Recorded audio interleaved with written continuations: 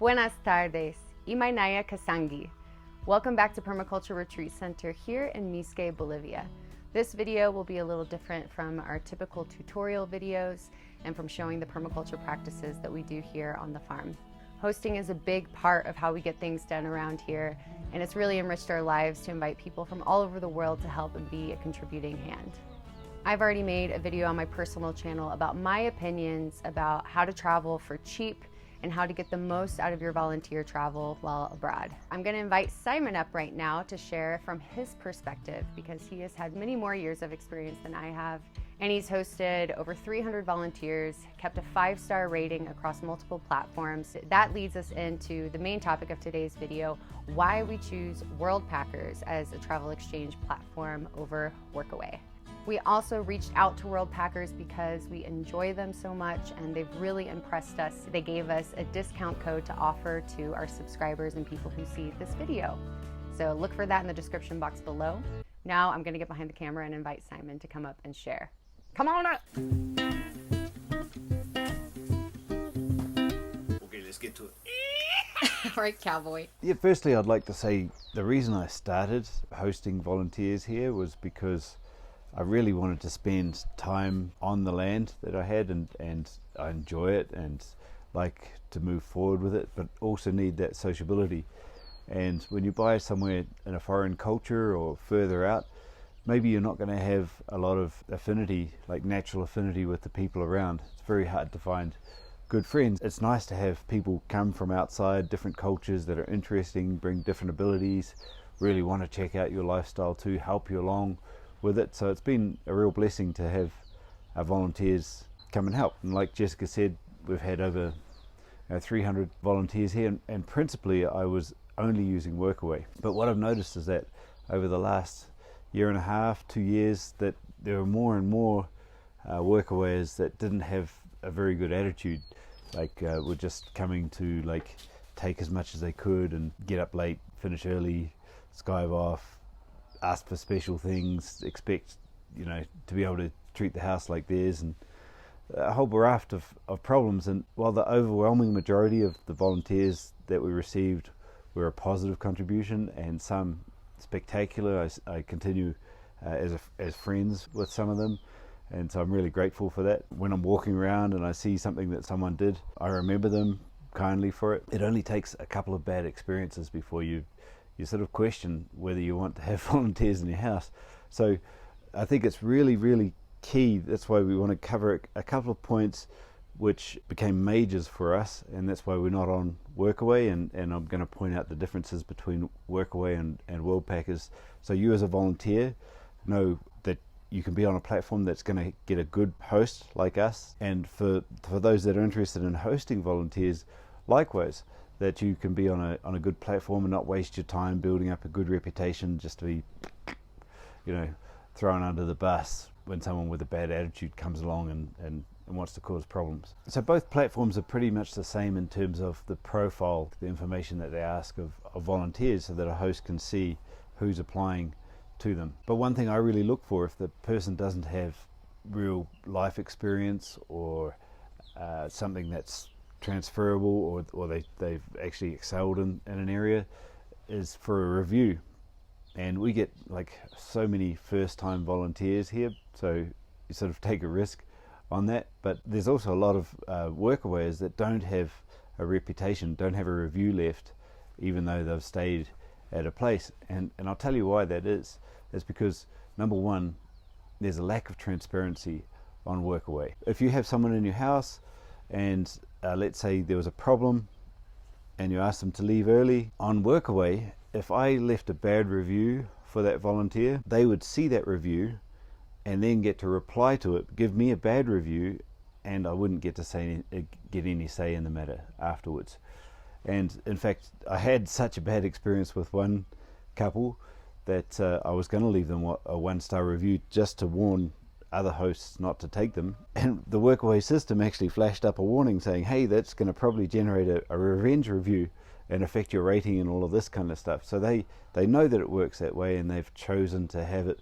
It favors the volunteers, and it really puts at risk, you're inviting people, strangers, into your home, and it's a cost. Also, it's great if they have a good attitude, but if they're just there to travel as long as they can and take the most that they can from a host, it becomes unsustainable and very, very taxing, and it can affect the experience that other volunteers get. They come in and the host could be really jaded and cynical or detached and withdrawn, and that's not what we want. So the difference with Workaway and Worldpackers review process is, in Worldpackers, once the volunteer leaves, both parties have 2 weeks to leave their review blind to the other ones, and then it's published.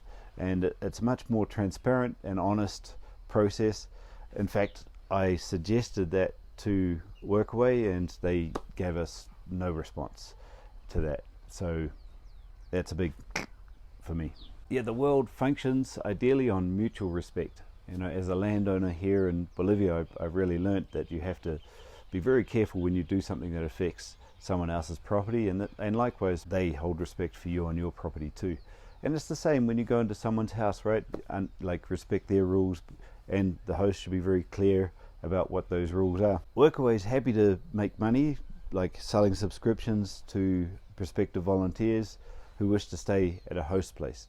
They don't charge hosts to list, and so they don't seem to remember that without the hosts they don't have a product, because from our experience they don't want the host to even mention that they have a paid course program. As a host, if you have limited accommodation space like we do, we only can host like 8 people at a time. If we are full up for a course, we can't accept volunteers for those dates. If we're close to filling up and a volunteer applied to come during those dates, we would tell them there's a course on at those dates. We're not accepting volunteers over that week. If you wish to come for that time, then you can come, and it's not as a volunteer. We'll even give you a discount if you stay some extra time as a volunteer.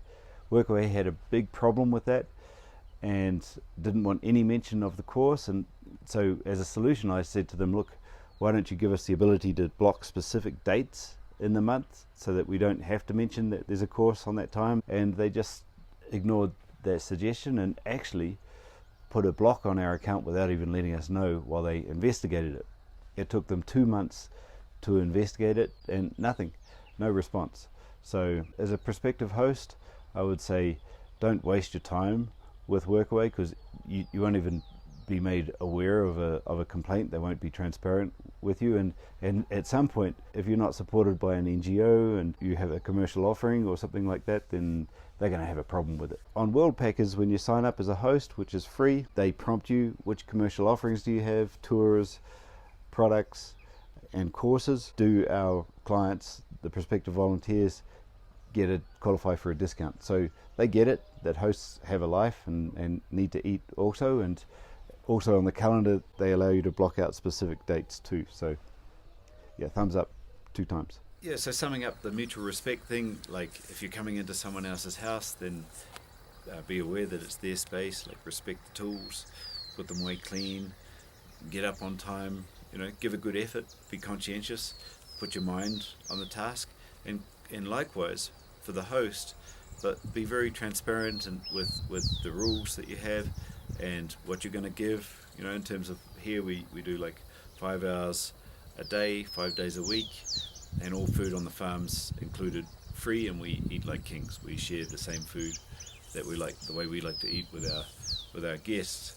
We've heard horror stories from volunteers that have gone to a place and they just get given a piece of bread for breakfast, like that's all for the day, and charged for the egg. One of the big positives that Worldpackers has also is that as a volunteer, if that happens to you and the host isn't delivering as promised, then they'll help you find another host, or if they can't find you another acceptable host, they'll even help pay for your relocation expense. So yeah, their culture's just top notch and willing to listen and improve, whereas I think Workaway is sort of at the top. It's that sort of dinosaur, and they're less innovative, they're not open to feedback, and they really don't seem to care about the hosts at all.